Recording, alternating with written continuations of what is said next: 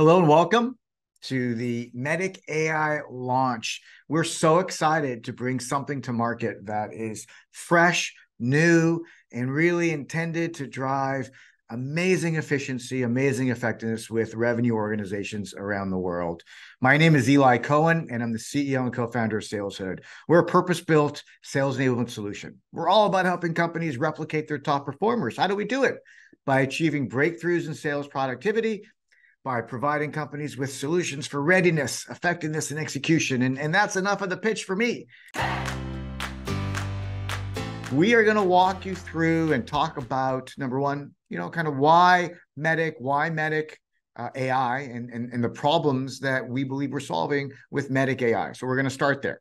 And then we're going to dive in and show it to you live. We're going to show you the solution. We're going to show you a real example, because to see it is to believe it. And as some folks have already seen it, and they're like, wow, mind blown, game changer. And that's our intent. Our intent is to help you realize amazing efficiency and effectiveness faster than ever before. And then we're going to have a discussion about kind of the behind the scenes a little bit. After the demo, after you see it, we're going to talk about the prompts, how to set it up, and really kind of from the enablement perspective, what does this mean to you? What does this new superpower mean to you as an enabler? And, Georgia clearly has a point of view there and some guidance for all of us in the industry. And then we'll tell you how to get started. I've got my team here. If anyone is interested after the call for a demo, for a meeting, to actually turn it on immediately, we would love to do that. This is officially going to be available on October 1st. So we're a couple days away from launch. So this isn't like coming out in 24. This is like, we're here. We're in the zone. And so quickly, MEDDICC, right? So MEDDICC is a sales framework, a sales qualification process that helps organizations improve their win rates, qualify deals faster, progress pipeline faster, predictability on the forecast accuracy. There's a lot of people out there that are using MEDDICC, and whatever variation you have, there's 2 Ps, 1 P, 2 Cs, 3 Cs. We're just going to call it MEDDICC for the purposes of this. So that way we've got kind of alignment around kind of what we're doing, but you could use this for any of the letters, right? And so the problem that we're solving is clear. Most CROs in the SaaS software industry subscribe to some version of MEDDICC as they run their business, and they want to drive, alignment of their teams and how they sell, right? So MEDDICC, we understand MEDDICC, and we rolled out MEDDICC a year ago inside sales. So the turnkey solution, Tate's going to walk you through it. And we did it because so many people said, hey, can you just give us some of the coaching videos, give us some of the training videos, give us some of the exercises, the templates, and just make it be part of the SalesHood platform. And it's been amazing. So, but AI, like when AI showed up, all of a sudden, all those benefits just happen faster, right? In milliseconds. And so now we're talking about taking the best of pipeline progression, the best of win rates, the best of forecast accuracy, the best of predictability around your pipeline and forecast, and marrying it with efficiency, effectiveness. So effectively, our teams, our managers, our coaches, our deals we can execute them with better precision, with better accuracy. We can execute them more efficiently and more effectively. And that's really what we're doing here. We want to give you the edge over your competition. We want to give you the edge, and we want to give it to you today. And we want you to realize the benefits today, just in time for Q4 and just in time for kickoff season. So we've got some amazing offers later on. So that's just my opening. And we're going to lean now on the experts, because they've been busy at work. And so, Georgia, we'd love to hear from you. Tell us, from your perspective, what revenue problems, what business problems are we trying to solve with MEDDICC AI? Would love to hear from you. Thanks, Eli. Yeah, I've thought a lot about it, and having gone through the exercises and having created these experiences within the platform, I kind of came down to 3. One is the perennial problem of coaching, consistent, scalable deal execution, and adoption. I think these are 3 themes that as enablement professionals we struggle with. And I wanted to start first real quick with coaching, because there's different elements of coaching that our MEDDICC AI program is really going to help. And that is, we all know that managers are very tight on time, right? And so just making time to coach is challenging. And even when they make the time, sometimes it can be challenging to differentiate between what coaching is and what deal inspection is. And so the consistency of coaching that folks are getting is also rather varied. Mm. So there's the skill aspect, and then also whether they have time. One of the things that I think is really important that AI does an amazing job of addressing is the fear factor, the ick factor of having to both give feedback and also receive feedback. As practitioners, we like to think of ourselves as having a growth mindset, and everybody likes to be open-minded. But I know for myself, even when I ask for feedback, it's cringy to receive it. It feels scary. And so sometimes you're focusing on having to, not respond and have a smile on your face, that you're not even listening to the feedback that you're getting just to get through the process of getting feedback. So coaching for me is an incredibly important part of how AI can help. And this is how AI helps. It provides this non-biased third-party feedback that doesn't trigger our emotional fight or flight reaction when it comes to feedback. So I can sit back as a sales rep or CS rep, and I can receive the feedback based on my inputs, and I'll be like, oh, okay, that sounds right. I missed that, or wow, that's a really great point. And I'm having this oddly experiential learning, but in the virtual world.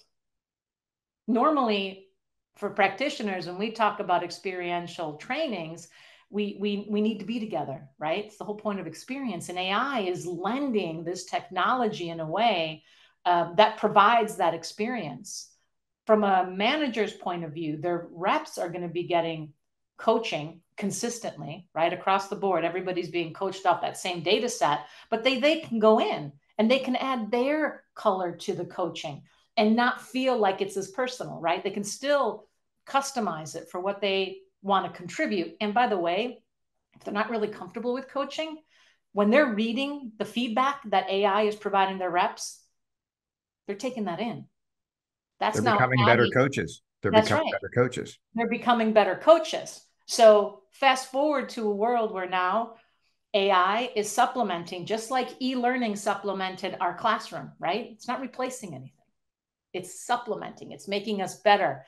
So now people are more readily available to receive the feedback, which is going to address our adoption issues, right?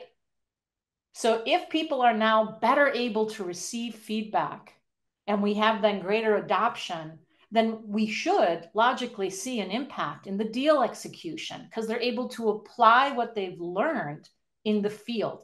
So there's this connection that happens, this domino effect that kind of starts with basic behaviors that we have as humans. And AI really does remove that big barrier, and it kind of helps educate everybody around that. And so those are kind of the three problems that I was thinking about in terms of just the short experience that we've had in this short amount of time. It's pretty incredible.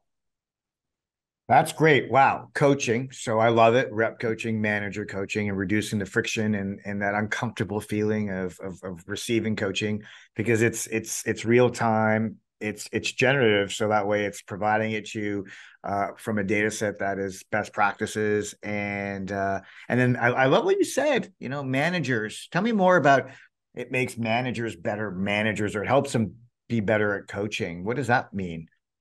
I think the way that I think about it is so many of our managers today haven't had a ton of training. We're just coming out of COVID.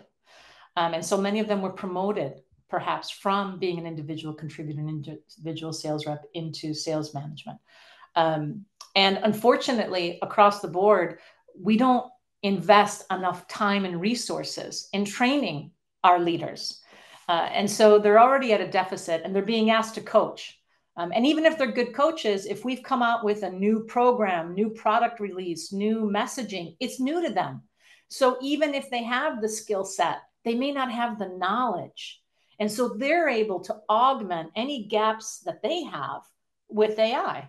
They can submit their pitch, get coaching, and that's going to help them then be better coaches, I love it. right? Yeah. without feeling that, you know, they're showing any weakness or it's taking too much time or they have to take time out of their, you know, their primary role. So that's how I really see AI being just this multifaceted support system for the field. It's almost like, when the manager has to give coaching, has to is the wrong word. Let me say again. When the manager is expected and wants to lean in and provide their team either individually or collectively with feedback, sometimes they're perceived as like the bad person, like they're the one coming in with this feedback, and it's the heavy person, and oh my god, and woe is me. Well, wait a minute. The manager can say, hey, look at what AI coach just gave us. Look what they said. Now let's have a conversation about that feedback. And then it's this unbiased kind of three-legged coaching conversation. So now it's like, now the manager can step back and they can, wow, they can actually have a real conversation without that defensiveness. Beautiful. It's Yeah, amazing. absolutely. And, you know, when Tate and I were working on, you know, creating the modules, the first, we thought about, okay, what's one of the bigger challenges that folks have? Something a bit subtle. And we wanted to start with champion. The reason we wanted to start with champion is that this champion and our ability as a sales rep, right? Their ability to identify and then test that champion is so incredibly critical throughout the sales process, and certainly at the very beginning, in order to engage and validate whether this is an actual deal. And so that's where we started, was with the champion, because if you think about it, how many conversations we've overheard or gong calls, or if you have the ability to listen to QBRs, you participate in QBRs, the champion is always, you know, either someone that has been truly an advocate and they're the star person in your deal, or they're usually in the, you know, loss category. And it's usually because the champion either wasn't a champion, ended up being a coach, or we misread the tea leaves. And so that's really why we started with the champion. You can imagine that with, you know, with generative AI or with our MEDDICC AI, if we're able to create prompts, if we're able to create live scenarios where the reps can practice and really explain why a champion is a champion or not, then that is going to help them really understand. And if you start small, if you start with something that people may think they're good at, and it helps them in that area, then folks, again, with the adoption, they're going to go and test it out in different areas of the sales process. And that's really why we had selected originally to start with champion, because it's such an incredibly important aspect, you know, of the sales process, and also Absolutely. difficult because it's nuanced. It's not Mm. binary, right? And so we were challenged by that, and it was a lot of fun.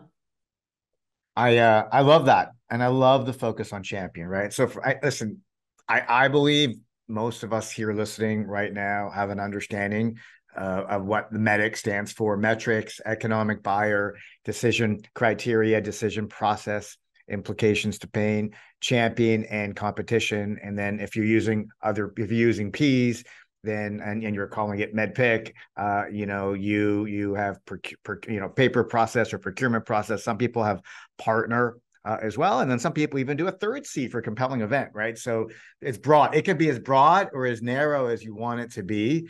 And focusing on the champion, there's something I've heard many leaders say: if there's no champion, there's no deal. Because a lot of times, like you said, it's nuanced.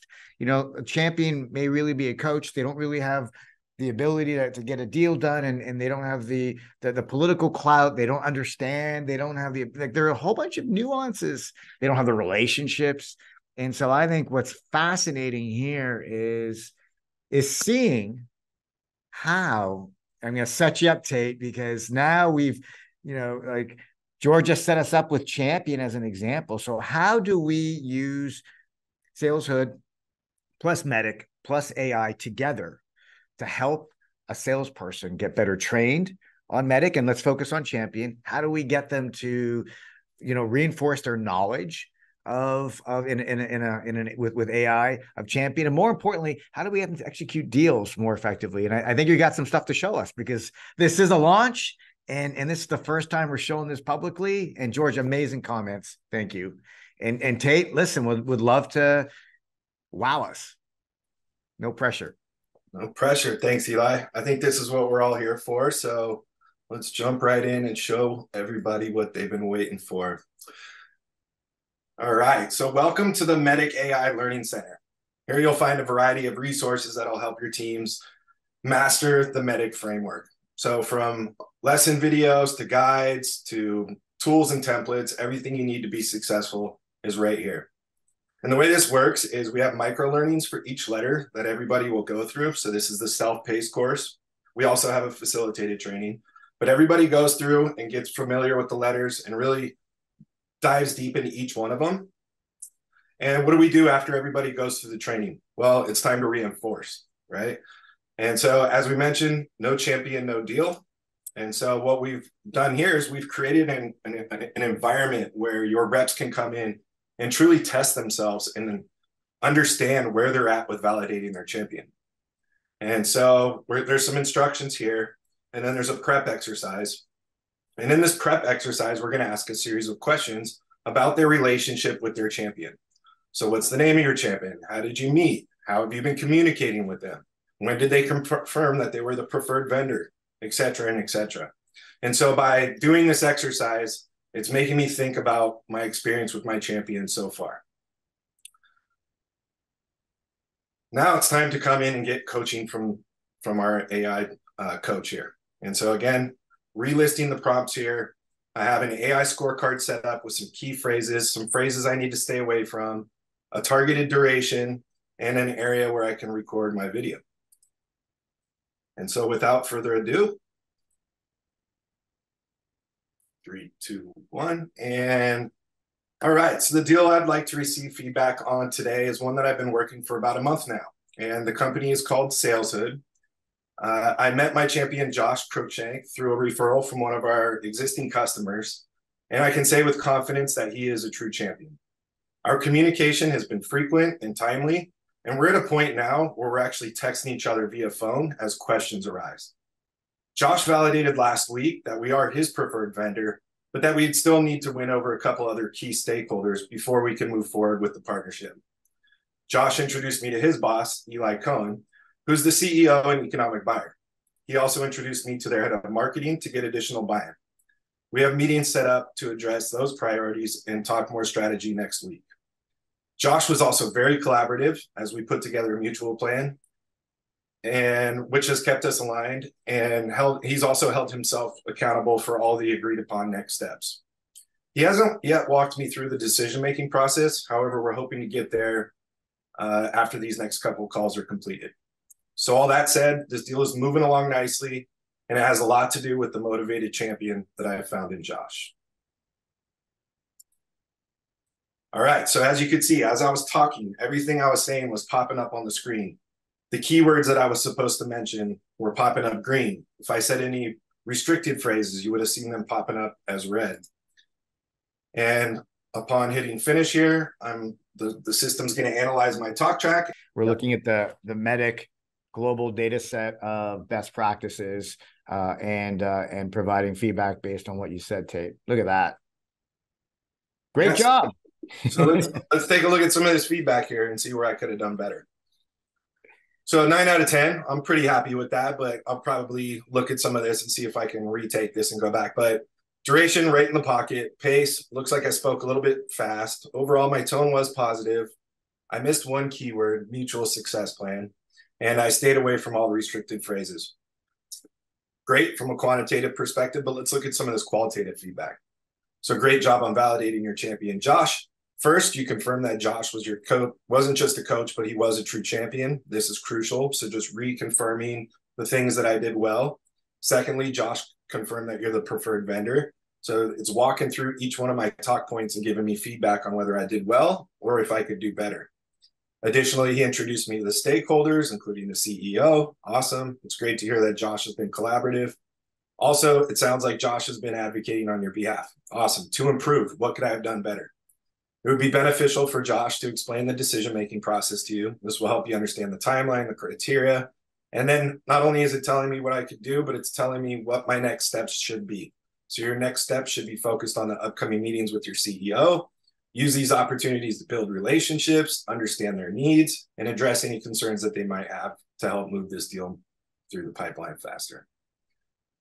I'm just going to do a little applause on that one. First of all, you did a great job with the talk track, but look at the way the system has generated this coaching feedback in real time. Wow.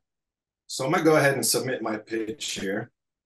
And the beautiful thing about this is, some of the things Georgia talked about is, immediately upon submitting this, my manager and my peers are going to be able to see this. They're going to get to see what their peers or their top performers are uploading, and managers can come see how the AI coach is coaching and maybe get some pointers on how they can coach their team better in the future as well. And for myself going forward, I'll always have this feedback here as a reference if I ever need to come back to it. Hey, Tate, just one comment. So David in the Q&A said, not all managers know how to coach their team. It's not in their nature. AI can help a manager become better at coaching. Maybe for both of you, Tate and Georgia. So how does this help a manager be a better coach now? So two things about that. One, managers aren't always the best managers, but also we're not always the best at teaching managers how to be better managers either. Right. And so sometimes managers get promoted from being a good seller or whatnot, however they got there. And how much time are we actually investing in them to become better coaches? Minimal, right?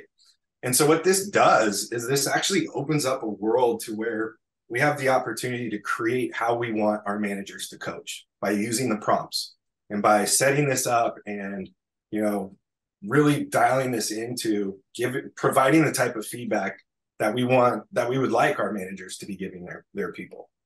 Amazing. Right? Yeah. And so how do we do that? Yeah.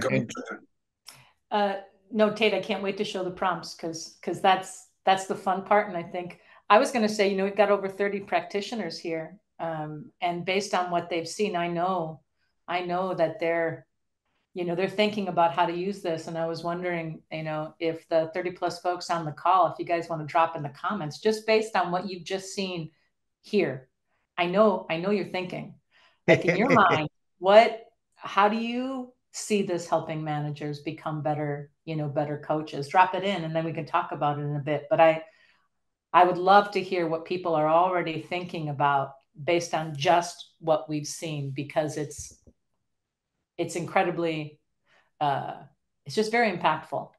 By the way, Tate, you just did one letter, right? Like the system has most of the letters are mapped out, right? So there are, you want to just talk about that for a sec?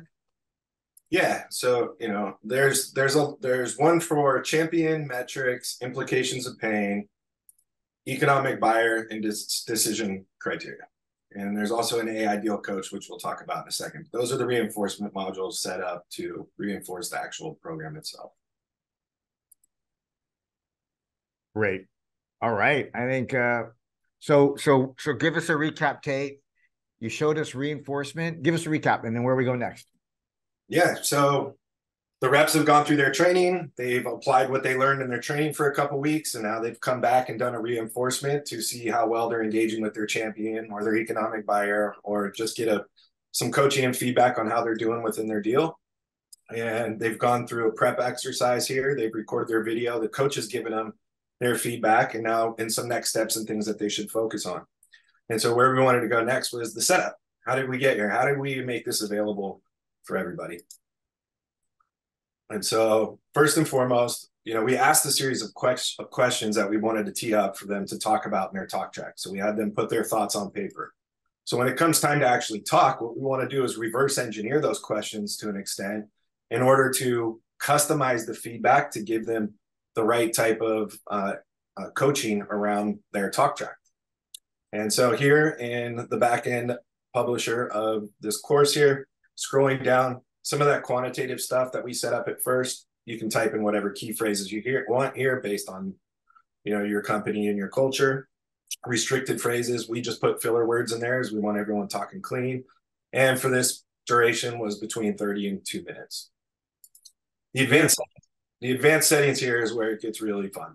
So these customized AI instructions, this is where you type in your prompts. And so for ours, it's a little light, so I'll read it here. But what we've done is we set the context. You are a MEDDICC trainer We're telling our AI coach what persona they are. I'm a salesperson. Coach me on how well I validated my champion for the deal I'm currently working. Did I confirm my champion was a true champion and not just a coach? Did I confirm my champion from my champion that we were the preferred vendor? Did my champion introduce me to other key stakeholders? Right. And so all those questions that we were asking them, we're now telling the coach to coach us on how well we've done in those areas. And the last prompt that we put in there is coach me on what we did well versus what I could do better, and coach me what I need to do next in this deal.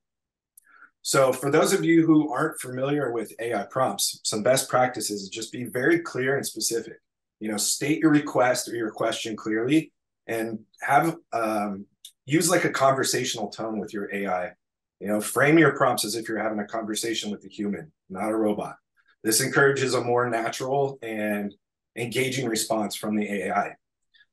Be very specific. Like I said, you're a trainer, I'm a salesperson, and provide a little bit of context if you can. Like, I just went through the MEDDICC training. Now I'm working a deal. Give me some coach and some feedback. And the most important thing that Georgia and I learned throughout this whole process is don't be afraid to experiment and reiterate and go back and try different prompts. And, you know, if you think you had a good one and you want to save it and put it on a Word doc and then mess it up again and come back and you like your old version more, go ahead and do that. But I don't know how many times we reiterated this, but it was, first of all, it was fun. It's always fun using new software and new exciting things. But as we tweaked it more and the coaching got stronger and stronger, it made us feel more empowered to go empower our people and to help you empower your people as well. Hey, Tate, really good tips. Really, I know there are a lot of hand clapping and thumbs up from that. Really, really insightful, you two, on the collaboration there. Have fun and be conversational. Drag and drop. There's no black box. This is really easy to use. We get a lot of kudos on G2 from organizations that say really easy to use, easy administration, and we applied that to AI. So we've integrated ChatGPT, generative AI inside of our platform across the whole system. And so you've got your AI criteria, and this is where you would just type stuff in. And then I really just want to show the advanced setting. And there it is, right? Like, so you're just typing it in. That's the point. Crazy. And so Tate, we should so thank you. We're good. Tate, I think this is phenomenal. Phenomenal. Before we jump, because I think it'll be good for people just what's next in the demo? That's pretty much all. Well, we want to go back and just let everybody know that, you know, aside from these individual letters here, yep, we do have an AI deal coach. So another reinforcement activity going forward. This is the all-in-one.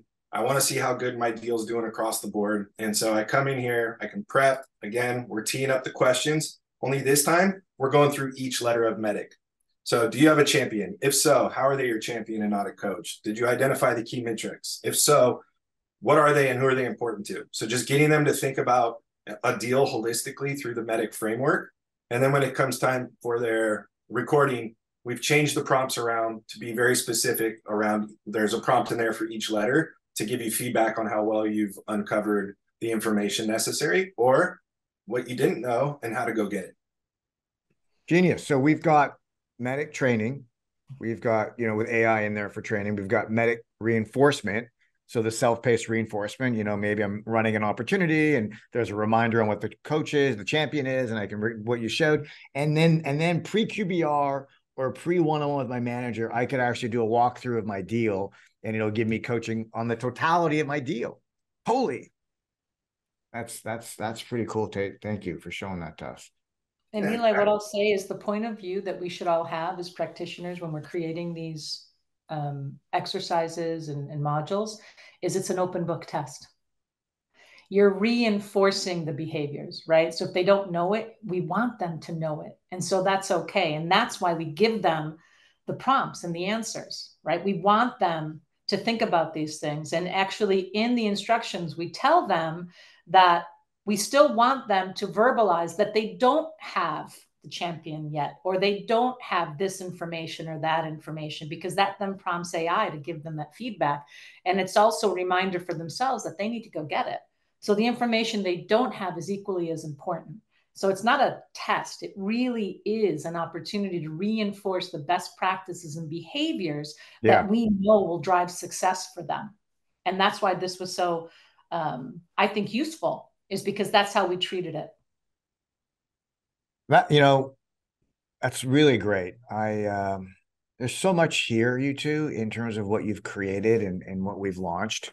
The MEDDICC AI, which is for training, for reinforcement, for coaching, gets reps to be better, managers are better, and then ultimately helps on the deal execution side. But it's a reminder, and it's an efficient reminder, and I think it speeds up. It ultimately speeds up where we want to get to. Like, it's going to get us like 80 to 90% of the way there, right? Like, if we don't have a champion, we don't have a champion. Like, AI at this moment in time, AI is not going to go find a champion for us. Like, it's not quite there yet. Yeah. I think we'll get there eventually. I think when we evolve from generative AI to creative AI and intelligent AI, I think we can get there. But we're not talking about that today. Today, we want to talk about the benefits of generative AI around MEDDICC, and just, I'm going to applaud you too. You've done a great job bringing this to life for us in the business and for the industry and for our customers. There is a question on privacy. And so I think it's important that we comment on privacy. And so who wants to take that one? I can go ahead and speak to it. So essentially, our coaching is coming from public information.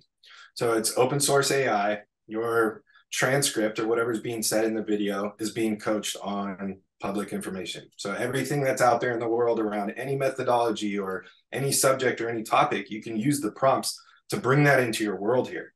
However, the recordings that are actually uploaded into SalesHood, those are private. They will never leave SalesHood. Those are internal information that will only be used in some capacity down the road with our own internal language model. So there's you don't need to worry about anything that's being said on those videos going out into the world or becoming part of any other machine learning environments. We're leveraging open API, the ChatGPT technology, but it's a private experience, and it's private for SalesHood, and then it's private per customer's hood, just so we're clear. And it's not, we're not anonymizing, it's private. We're working on a strategy where we're going to create and integrate a private LLM, which will look at your CRM data, will look at your conversation intelligence data, and have even greater context-specific, company-specific data that will be specific to you. But we're not there yet, and we're at a world now where we're trying to just elevate how our sellers embrace some fundamentals in pitching. Like, one of our customers, Copado, and that's our next kind of a webinar that we're going to do, where they used it for Dreamforce prep. So they use the AI coach for Dreamforce prep. And so I believe what we've done is we've effectively given the enablement world and sales and marketing, go-to-market teams, a new superpower to accelerate their ability to efficiently get their teams to be aligned with messaging, with sales plays. And I think, this is why we're so happy to have Georgia here, because as an enablement practitioner for many, many, many years, I'm curious, Georgia, how would you say this changes the job or helps enablement practitioners be even more effective? I think we are becoming bionic by leveraging AI. Yeah. I think the more experience you have, the more you dig into your own enablement experience. So often we have so many ideas and we simply don't have the capacity. Many teams are team 1, 2 people, or you have really junior folks.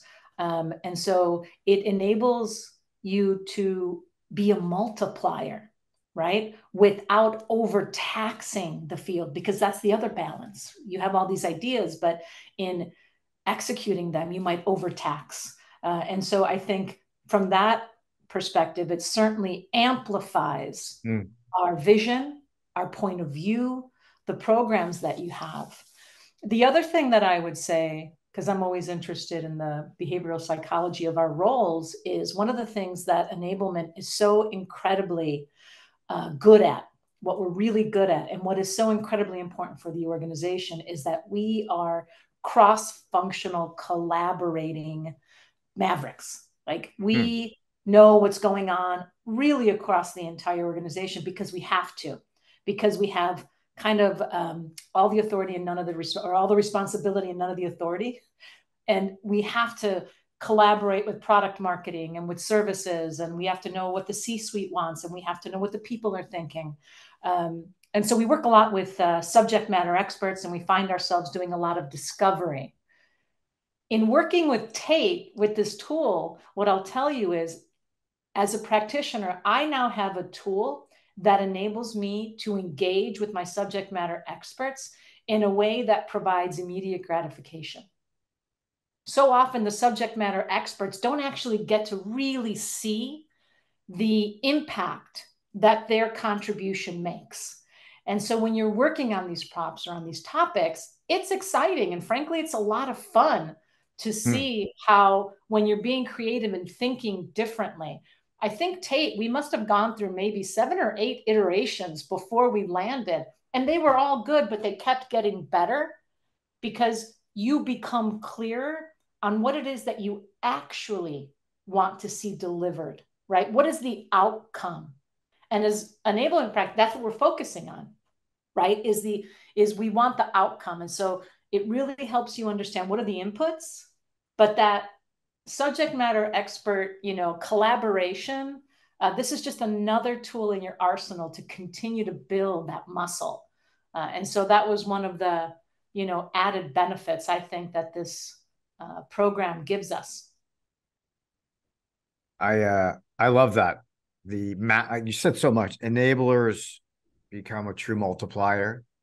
I think it's bionic was a fabulous word, and mavericks of cross-team collaboration, which listen, I love the idea of sitting down with, VP product marketing, VP PMM, and looking at kind of what they're trying to deliver with their messaging and what conversations they're trying to drive, and then collaborating around the prompts that will ultimately help us get there faster, right? It's genius. It's a great, like, that meeting is awesome. Let's discuss the AI prompts for coaching. Like, yeah, let's do that.